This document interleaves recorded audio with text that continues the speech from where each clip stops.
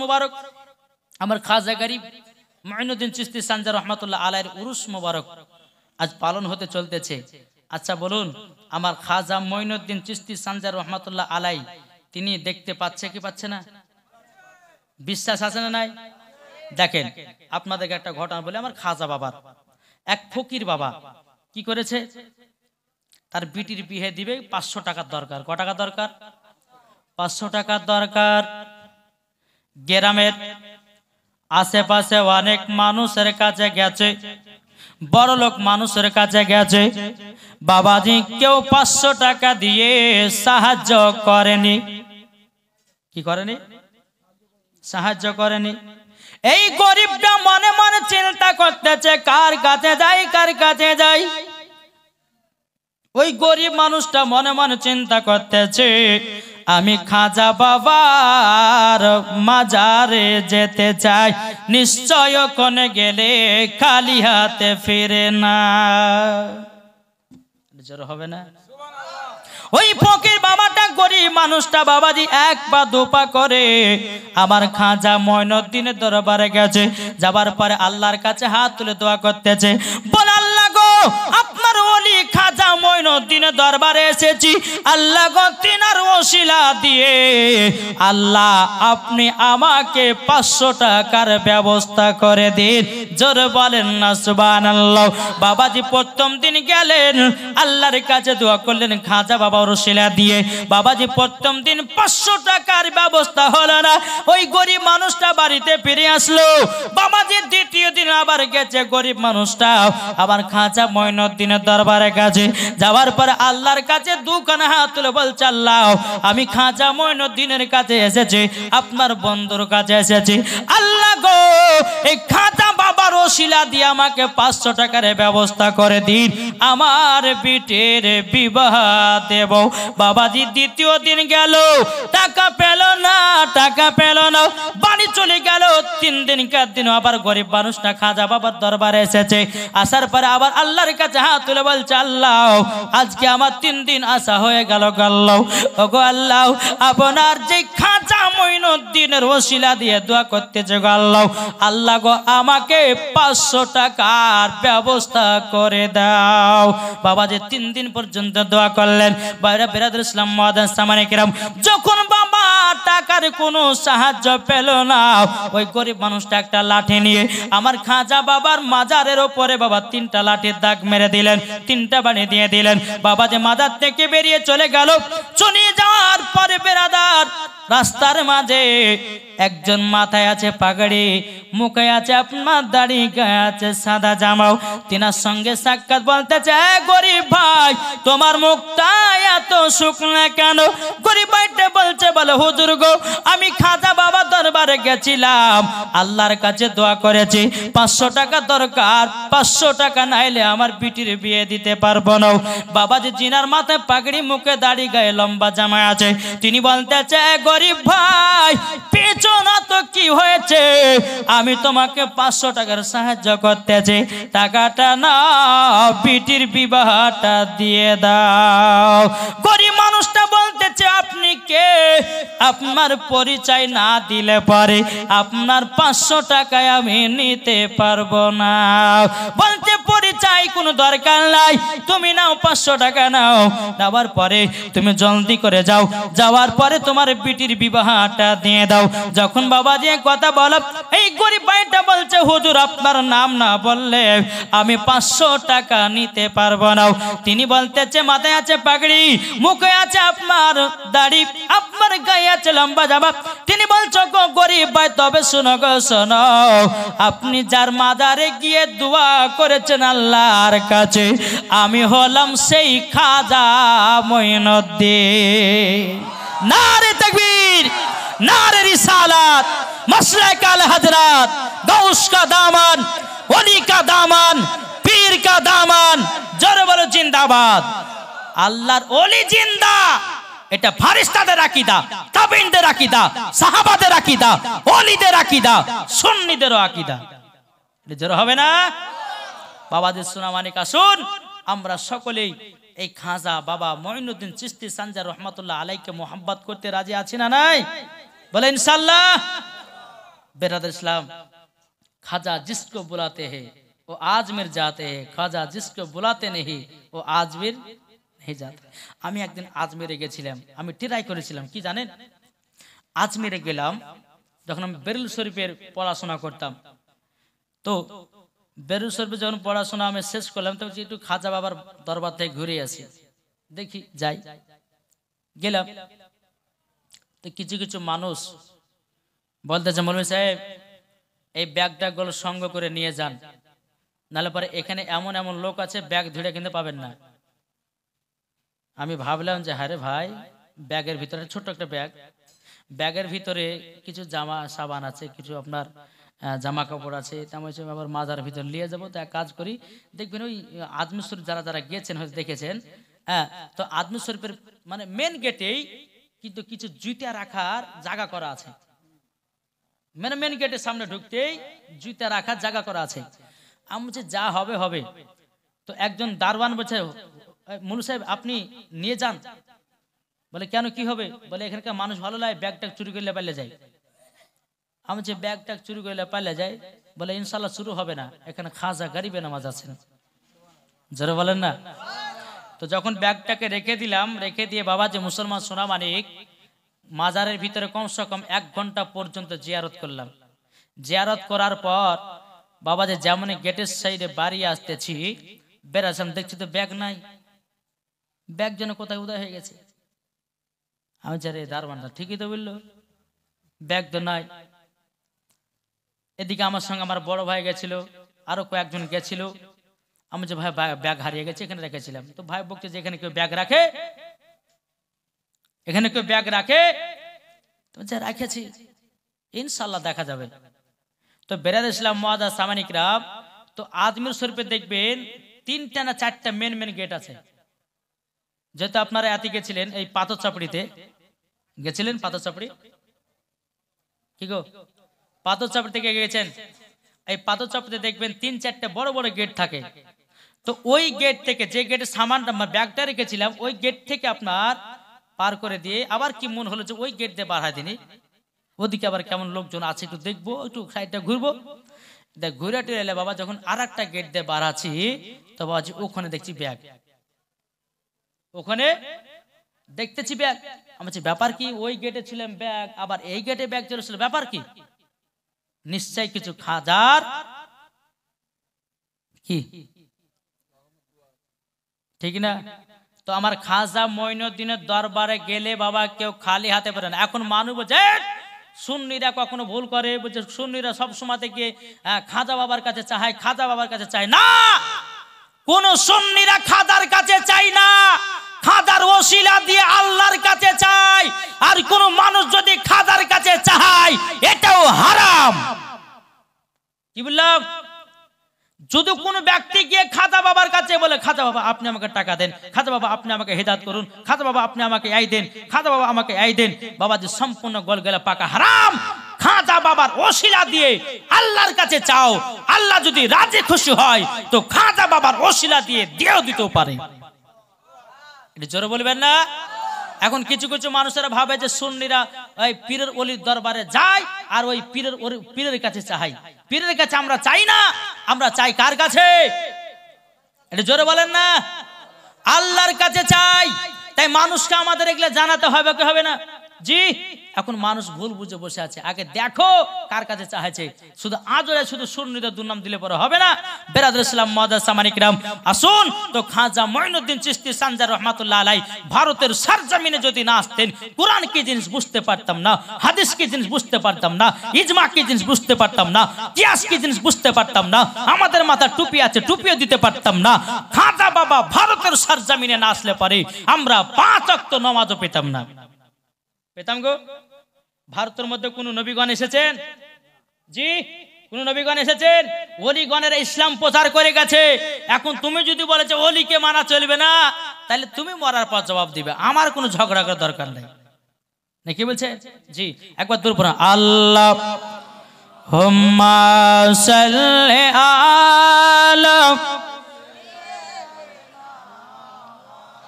মাওলানা মুহাম্মদ ওয়া আলা আলি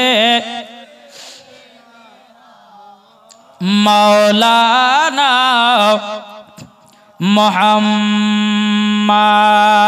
আল্লাহর ওলি ছাড়া নবী পাবি না রে দেওয়ানা, আল্লাহর ওলি ছাড়া নবী পাবে না, নবী ছাড়া খোদা পাবি না রে দেওয়ানা, আল্লাহর ওলি ছাড়া নবী পাবে না। আল্লাহ বলেন কোরআন পাকে, যেজন পেতে চাওয়া আমাকে, আল্লাহ বলেন কোরআন পাকে, যেজন পেতে চাওয়া আমাকে, ধরো গিয়া নবীর দামান খানা রে দিওয়ানা, আল্লাহর ওলি ছাড়া নবী পাবে না, নবী ছাড়া খোদা পাবি না রে দিওয়ানা, আল্লাহর ওলি ছাড়া নবী পাবে না। দুনিয়া চাই খোদা কে রাজি, আমার খোদা চাই নবী কে রাজে, জোর হয় না। দুনিয়া চাই খোদা কে রাজি, আমার খোদা চাই নবী কে রাজে, এ তথ্য বোঝা গেল না রে দিওয়ানা, আল্লাহর ওলি ছাড়া নবী পাবে না, নবী ছাড়া খোদা পাবি না রে দিওয়ানা, আল্লাহর ওলি ছাড়া নবী পাবে না। আল্লাহুম্মা সাল্লি আলা মাওলানা মুহাম্মদ ওয়ালা আলিহি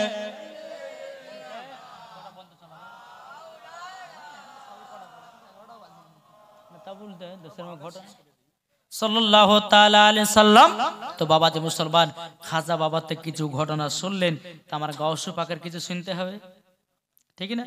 জি, আমি মায়েদেরকে বলতে চাই, অনেকে মা বোনেরা আছেন, আমি তাদেরকে বলি মা, এই মা বোনেরা আছে, জি, তারা পর্দার আড়ালে আছে, মাশাআল্লাহ, আল্লাহর কাছে দোয়া করি আল্লাহ পাক আল্লাহ তাআলা জানো আমার মা বোনদেরকে মা ফাতেমার মতো নারী বানিয়ে নেয়, জোরে বলুন বাবাজি। যে সমস্ত মা বোনের এসছে তাদেরকে বলো মা বোন, আপনাদের জন্য স্পেশাল কয়েকটা মশলা মাসাইল এসেছে, বলবো নাকি? শুধু বলবো, কিন্তু এখন বলবো না, লাস্টে বেলাতে একটু বলবো, কেননা মা বোনদের মশলা মাসাইল দরকার আছে না নাই? জি আছে। তো এক নম্বর, মহিলাদের মাথাতে খোপা বাঁধা যাবে কি যাবে না? দ্বিতীয় নম্বর, মহিলাদের ঠোঁটে লিপস্টিক দেওয়া যাবে কি যাবে না? তিন নম্বর, মহিলাদের কপালে টিকলি দেওয়া যাবে কি যাবে না? চার নম্বর, মহিলাদের নাইটি পরা যাবে কি যাবে না?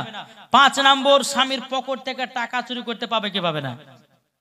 আপনাদের এলাকাতে হয়, আমাদের মুর্শিদাবাদে খুব হয় বাবা, এদিকের মহিলা ভালো, তাই না? জি, তবুও বলে দিই, একটা তো থাকতে পারে, 10টার ভিতরে একটা থাকতেই পারে। হ্যাঁ, তো বেরাদ ইসলাম মুআদ্দাদ সামাইনিক রাম, এই 4-5টি মশলা হচ্ছে আমার মা বোনদের জন্য।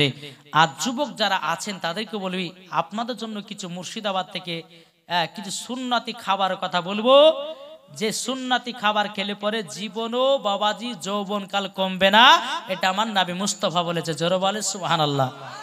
জি, 3-4টে সুন্নতি খাবারের কথা বলবো লাস্টে বেলাতে ইনশাআল্লাহ। যারা লাস্ট পর্যন্ত শুনবেন তারাই পাবেন, আর যারা শুনবেন না তারা কিন্তু পাবেন না, যারা চলে যাবেন তারা কিন্তু পস্তাবেন। জি, লাস্টে বেলাতে যুবকদের 4টে সুন্নতি খাবার কথা বলবো।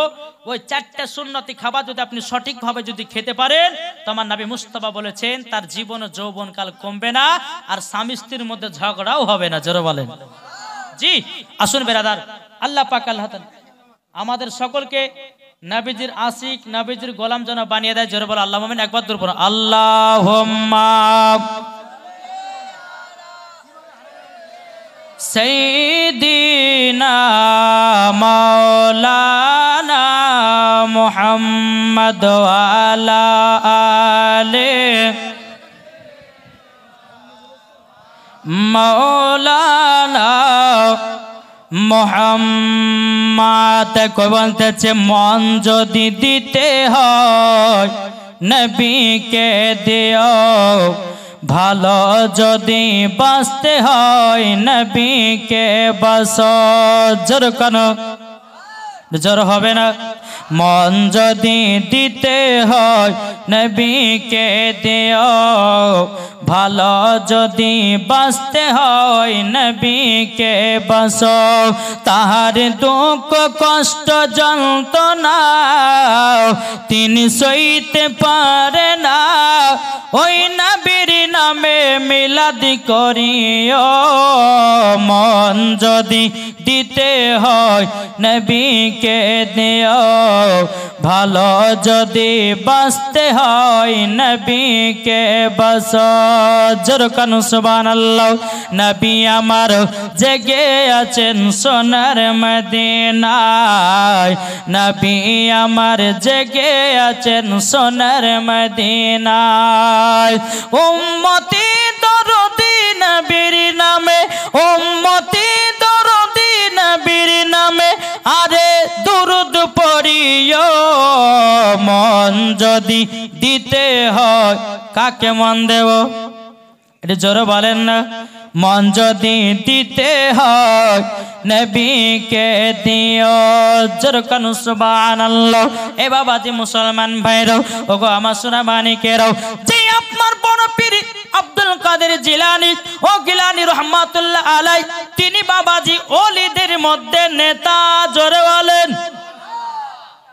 আমার বড় পীর আব্দুল কাদের জিলানী ও গিলানী রহমাতুল্লাহ আলাইর কাছে একজন মুরিদ এসে বলছে, হুজুর হুজুর গো, আমার বাড়িতে দাওয়াত থাকলো পবিত্র রমজান মাসে। আর একটা মুরিদ এসে বলতেছে কি, আর একটা মুরিদ এসে বলতেছে, বলো হুজুর গো আপনার দাওয়াত থাকলো।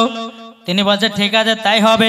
এইরকম ভাবে নিয়ে বাবাজি 40টা মুরিদ আমার খাজা মঈনুদ্দিনকে, বাবাজি আমার বড় পীর আব্দুল কাদের জিলানী ও গিলানী রহমাতুল্লাহ আলাইকে বাবাজি 1 নয় 2 নয় 40টা মুরিদ ইফতার করার জন্য দাওয়াত দিয়েছে। এ বেরাদর ইসলাম মুআজ্জাজ সামানি কিরাম, যখন ইফতার করার টাইম হলো রে বাবা, আমার বড় পীর আব্দুল কাদের জিলানী ও গিলানী রহমাতুল্লাহ আলাই যখন বাবাজি কথা বলো পরে আমার বড় পীর আব্দুল কাদের জিলানী ও গিলানী রহমাতুল্লাহ আলাই বাবাজি মাগরিবের নামাজ পড়ার জন্য বাবাজি এসেছে। আসার পরে বেরাদর ইসলাম মুআজ্জাজ সামানি কিরাম, আমার খাজা মঈনুদ্দিন যেই রকম আল্লাহ পাক আল্লাহ তাআলা আমার খাজা বাবাকে পাওয়া নিয়েছে, বাবাজি ওই রকম আমার গৌসুল আজমকে আল্লাহ পাওয়া দিয়েছে। জোরে বলুন না সুবহানাল্লাহ। এই গৌসে পাক কার নাম? যিনি মায়ের গর্ভেতে বাবা 1 নয় 2 নয় বাবাজি 18 পারা কোরআন মুখস্থ করেছে, ওনার নাম গৌসুল আজম। এটা জোরে হবে না? বাবাজি মুসলমান ভাইরাও, এ সোনা মানিকেরাও, আমার খাজা মঈনুদ্দিন যেই রকম আল্লাহ পাক আল্লাহ তাআলা যেরকম পাওয়া দিয়েছিল বাবাজি ওই রকম আমার গৌসুল আজমকে পাওয়া দিয়েছে কে? এটা জোর হবে না জি? আচ্ছা আপনাদের কি কষ্ট হয়েছে বুঝতে? জি মনে হচ্ছে বাবাজি কুয়াশাতে সব ঘিরে নিয়েছে। বেরাদর ইসলাম মুআজ্জাজ সামানি কিরাম, ঠিক না? আস্তে আস্তে কুয়াশায়, তবে বাবাজি কুয়াশা ঘুরলে তো কি হলো, ওখানে আল্লাহর ফারিস্তারাও উপস্থিত আছেন। জোরে বলবেন না?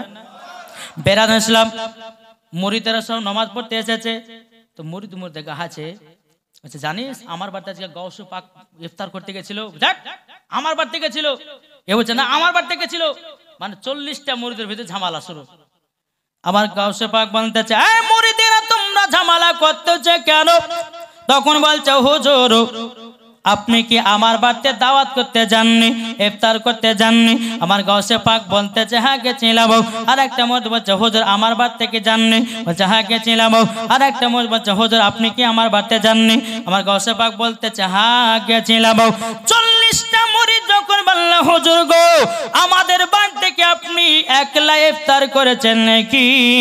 সমস্ত মনে যখন কথা বলো, আমার গাউসে পাক পিরানে পীর দস্তগীর মাহবুবে সুবহানি কুতুবে রব্বানি শেখ আব্দুল কাদের জিলানী ওয়া গিলানী রাহমাতুল্লাহ আলাইহি, তিনি বাবাজি বেরাদুল ইসলাম মাদার সামানি কিরাম, তিনি বলতে চায় মরে দেরাও, আমি একই টাইমের ভিতরে 40 জনার বাড়িতে ইফতার করেছি।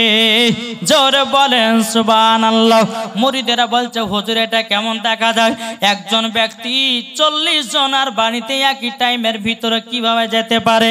তখন আমার গাউসে পাক পিরানে পীর দস্তগীর মাহবুবে সুবহানি কুতুবে রব্বানি শেখ আব্দুল কাদের জিলানী ওয়া গিলানী রাহমাতুল্লাহ আলাইহি, তিনি বলতেছে বলো গো তোমরা শুনে রেখে দাও, শুনে রেখে দাও, চলো আমার সঙ্গে একটা গাছের গোড়ায় চলো। গাছের গোড়াতে নিয়ে যা হলো, নিয়ে যাওয়ার পরে আমার বড় পীর বলতেছে বলো গো তোমরা শুনে রেখে দাও, তোমরা একটু জেনে রেখে দাও, তোমরা সকলে চোখ বন্ধ করো। সমস্ত মুরিদেরা চোখ বন্ধ করে নিয়েছে। আমার বড় পীর আব্দুল কাদের জিলানী ওয়া গিলানী রাহমাতুল্লাহ আলাইহি বলতেছে এই মুরিদেরা তোমাদেরকে যখন চোখ খুলতে বলবা চোখ খুলবে আর গাছের পাতার দিকে তাকাবা। জোরে বলেন সুবহানাল্লাহ। যখন বেরাদার ইসলাম মাদার সামানি কিরাম আমার খাজা মঈনুদ্দিন বেরাদার ইসলাম আমার গাউসে পাক পিরানে পীর দস্তগীর মাহবুবে সুবহানি কুতুবে রব্বানি শেখ আব্দুল কাদের জিলানী ওয়া গিলানী রাহমাতুল্লাহ আলাইহি যখন বলেছে মুরিদেরা তোমরা চোখ খুলে তাকাও, যখন বাবা তাকিয়েছে প্রত্যেকটা পাতায় পাতায় আমার গাউসুল আজমকে দেখা যাচ্ছে। জোর হবে না? প্রত্যেকটা পাতাতে পাতাতে আমার গাউসুল আজমকে দেখা যায়।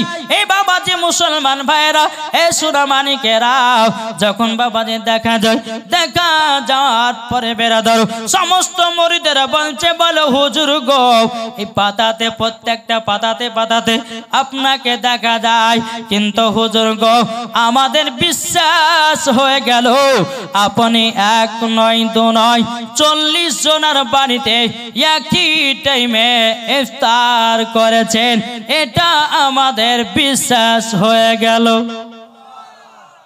বেরাদার ইসলাম মাদার সামানি কিরাম এ সুনামানি কেরাও আমার খাজা বড় পীর আব্দুল কাদের জিলানী ওয়া গিলানী রাহমাতুল্লাহ আলাইহি বলতেছে বলো গো আমার মুরিদেরা তোমরা শুনে রেখে দাও, শুনে রেখে দাও। বলে কি এই পাওয়ার আমাকে আল্লাহ দান করেছে। জোরে বলেন সুবহানাল্লাহ। বেরাদার ইসলাম মাদার সামানি কিরাম আর একটা বাবা যে ফকির একজন গরিব আমার খাজা বড় পীর আব্দুল কাদের জিলানী ওয়া গিলানী রহমাতুল্লাহ আলাইহির কাছে চলে এসেছে। আসার পরে বলছে হুজুর ও হুজুর আমি এত গরিব আমার বাড়িতে দুবেলা খাওয়া দাওয়া ঠিক মতো হয় না। এদিকে আমার বড় পীর আব্দুল কাদের জিলানী ও গিলানী রহমাতুল্লাহ আলাইহি তিনি বলতেছে বলো গো আমার মুরিদ তবে শোনো গো বাগদাদে যাও, যাওয়ার পরে কিছুটা আটা নিয়ে আসো। আটা যখন বাবা নিয়ে আসা হলো, নিয়ে আসার পরে বাবাজি মুসলমান ভাইরাও এ সুনামানিকেরাও আমার বড় পীর আব্দুল কাদের জিলানী ওয়া গিলানী রাহমাতুল্লাহ আলাইহিকে দেওয়া হলো। দেওয়ার পরে বেরাদার ইসলাম মাদার সামানিকেরা যখনই আপনার দেওয়া হলো, দেওয়ার পরে ওই গরিব মানুষটাকে বলতেছে বলে ভাই এই 6 কেজি আটা আছে। ক কেজি? 6 কেজি আটা আছে। 6 কেজি আটা নিয়ে যাও বাড়িতে, একটা ড্যামের ভিতরে রেখে দিবা, ড্যামের ভিতরে রেখে দেব।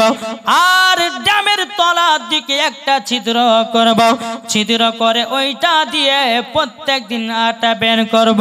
যখন এই কথা বলা হলো, বলার পরে সে আয়সা বাবা তার বিবিকে বলতেছে ও বিবি আমি আটাটা আমার গাউসে পাকের কাছ থেকে নিয়ে আসলাম, একটা ড্যামের ভিতরে বড় ওপরকার ড্যামের মুখনাটা লাগিয়ে দাও, তল দিকে একটা ছিদ্র করো, প্রত্যেক দিন ওই ছিদ্র থেকে আটা বের করে রুটি বানাবা।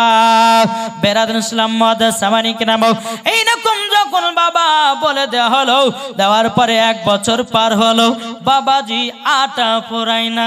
জোরে বলেন। 2 বছর পার হয়ে গেল আটা ফোরাই নাও, 3 বছর পার হয়ে গেল আটা ফোরাই নাও, 4 বছর পার হয়ে গেল আটা ফোরাই নাও, 5 বছর পার হয়ে গেল আটা ফোরাই নাও, 6 বছর পার হয়ে গেল আটা ফোরাই না।